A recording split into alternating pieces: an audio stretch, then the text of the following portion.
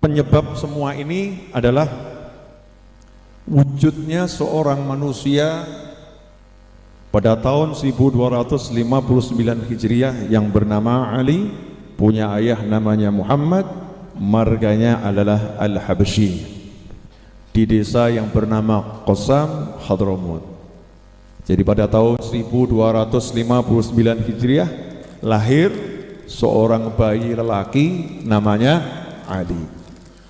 Maka saat ini kita di kota Solo yang jauh dari Yaman, Solo yang jauh dari Hadramut, sudah tempatnya jauh dan masanya jauh sekali. 1259 Hijriah dan wafat 1333 Hijriah, kurang lebih wafat 106 tahun yang lalu. Setelah 106 tahun yang lalu dan ribuan kilo jarak tempat beliau berada sampai kita, tapi kita yang belum pernah bertemu dengan beliau, nggak pernah dengar suaranya, nggak pernah kumpul bersama beliau, kita menyebut Habib Ali, Habib Ali, Habib Ali, Habib Ali, Habib Ali. Siapa Habib Ali ini? Sampai-sampai anda-anda yang jauh dari desa semuanya jatuh cinta. Betul tak betul?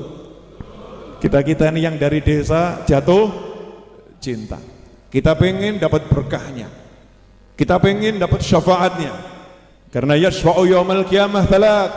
Kelak di hari kiamat ada 3 kelompok manusia yang memberikan syafaat. Di antaranya adalah tsummal ulama, para ulama akan memberikan syafaat.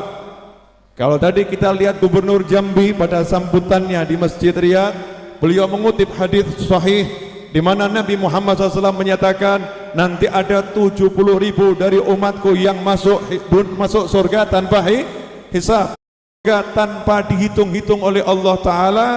Kemudian setiap satu dari 70.000 itu boleh bawa 70.000 temannya ke dalam surga tanpa hisab. Dan insya Allah Habib Ali ini satu di antaranya.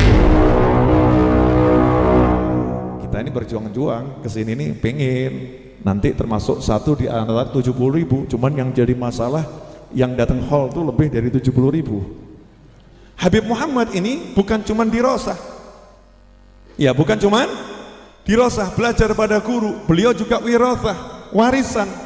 Karena ayahnya, ujung-ujungnya ayahnya adalah Nabi Muhammad Sallallahu Alaihi Wasallam. Jadi dari sisi dia belajar dari ulama-ulama yang besar, dari sisi warisan kakek-kakeknya juga orang-orang yang luar biasa. Ini Habib Muhammad. Nah, Habib Muhammad taat sama gurunya. Gurunya bilang AA, gurunya bilang BB.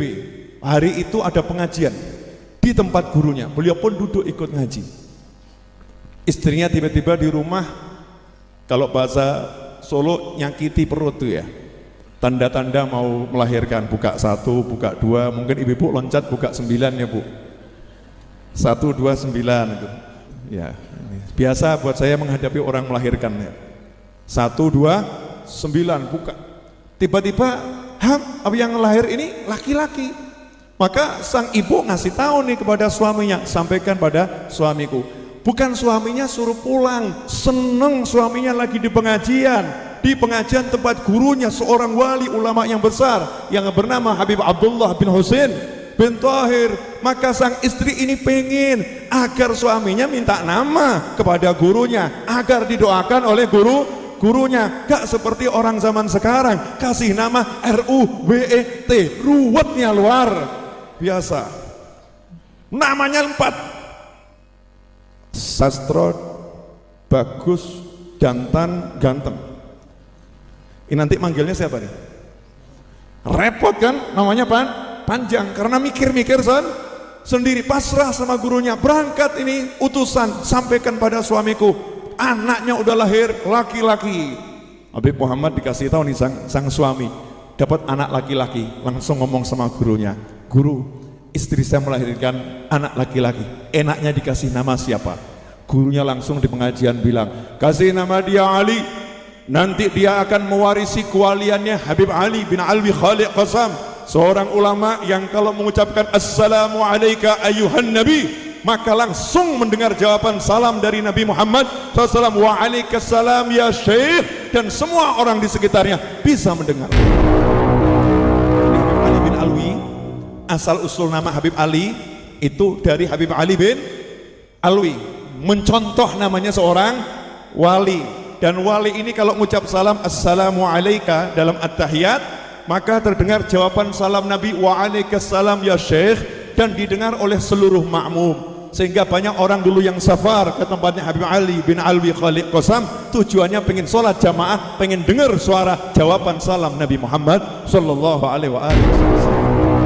Untung belum ada Facebook, untung belum ada WhatsApp. Kalau ada, viral. Halo, nyantai ya, nyantai saja. Nih Habib Ali, namanya Ali. Warisan siapa namanya? Dari Habib Ali bin Alwi Khaliq Qasam. Siapa yang kasih nama? Seorang ulama besar yang bernama Habib Abdullah bin Husain bin Thahir. Apakah kelebihan Habib Abdullah bin Husain bin Thahir?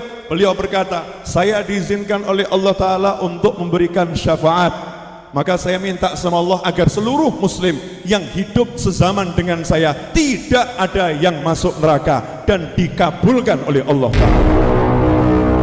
Oh ya, yang hidup sezaman dengan Habib Abdullah bin Husain bin Thahir. Nah, wali yang satu ini ngasih nama anaknya, muridnya Ali, dikasih nama Ali. Nah, Habib Muhammad ini patuh sama gurunya. Habib Ali masih kecil, Habib Muhammad sudah dipindah tugaskan oleh gurunya. Seperti pegawai negeri itu loh, pindah tugas. Habib Muhammad dipindah tugaskan, nah sana pindah ke Mekah. Pindah ke Mekah, anaknya masih kecil. Anaknya masih kecil dan punya adik kecil, Ali dan Aminah.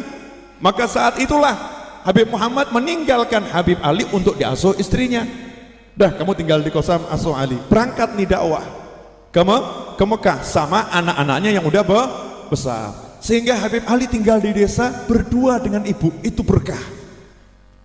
Gak kemana-mana, mainnya dengan ibunya, karena ibunya juga senang main dengan anaknya. Dan ibunya adalah seorang arifah billah, seorang wanita yang sholihah, yang alim, yang derajat ilmunya luar biasa. Wow. Namanya Alawiyah radhiyallahu taala anha. Dididik anaknya ini, dididik betul, mirip dengan ibu-ibu zaman sekarang, dididik anaknya untuk main WhatsApp. Iya.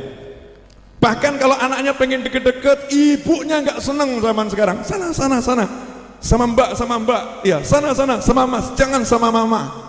Jangan sama mama lagi sibuk, mama lagi sibuk. Ini wanita zaman sekarang, dan mungkin ibu-ibu salah satu di antaranya. Betul ibu-ibu?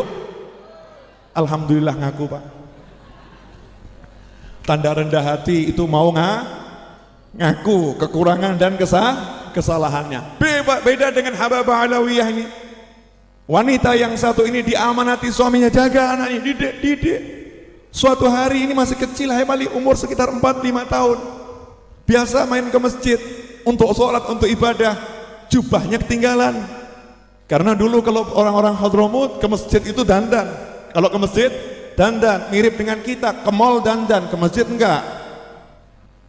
Kalau orang dulu ke masjid dandan, kita ke mall dandan, ke masjid enggak dandan. Pakai jubah, pakai baju, kemudian pakai jubah. Nah, rupanya waktu pulang lupa, jubahnya ditinggal di masjid. Jubahnya ditinggal di masjid. Bilang sama ibunya, ibu jubahnya ketinggalan. Malam-malam sama ibunya, sayang sama anak, diantarkan ke masjid. Tapi ibunya jaga di luar, karena perempuan nih nggak masuk masjid, nunggu di luar. Dicari sama Habib Ali, di mana jubah saya? Gak ketemu, jubahnya nggak ada. Tiba-tiba dari salah satu tiang masjid muncul makhluk gaib, rijalullah. Ali, kamu cari ini ya, nih saya simpankan. Coba kalau itu Anda, kira-kira bagaimana? Pingsan atau lari? Oh my God. Wow. Mungkin ada penampakan. Ada penampakan. Mungkin kalau kita seperti itu. Ini Habib Ali nyantai. Nih Ali bajumu. Oh iya, terima kasih. Ya. Kemudian keluar nyantai. Jadi dari kecil tuh lihat yang begitu hal yang biasa. Kalau kita lihat begitu luar biasa. Saya mendapatkan penampakan, cerita ke seluruh dunia. Cerita ke seluruh dunia. Ini umur 4-5 tahun. udah lihat yang seperti itu hal yang biasa. Sedikit pun aku tidak gentar, sedikit pun aku tidak takut. Sama ibunya kemudian dibawa pulang. Kemudian oleh para ulama dikatakan, ini anak jangan tinggal di desa ini. Ilmunya ulama di sini udah dihabisin sama dia, harus dipindah ke kota ini, tempatnya para ulama. It's only game. Tak itu ada kota Siwun. Pindah ke kota Siwun, belajar di situ. Belajar di situ. Belajar di situ juga katanya ulama-ulama yang tahu bener ini ulama di kota ini ilmunya udah dihabisin ini. Sayangnya anak cerdas soleh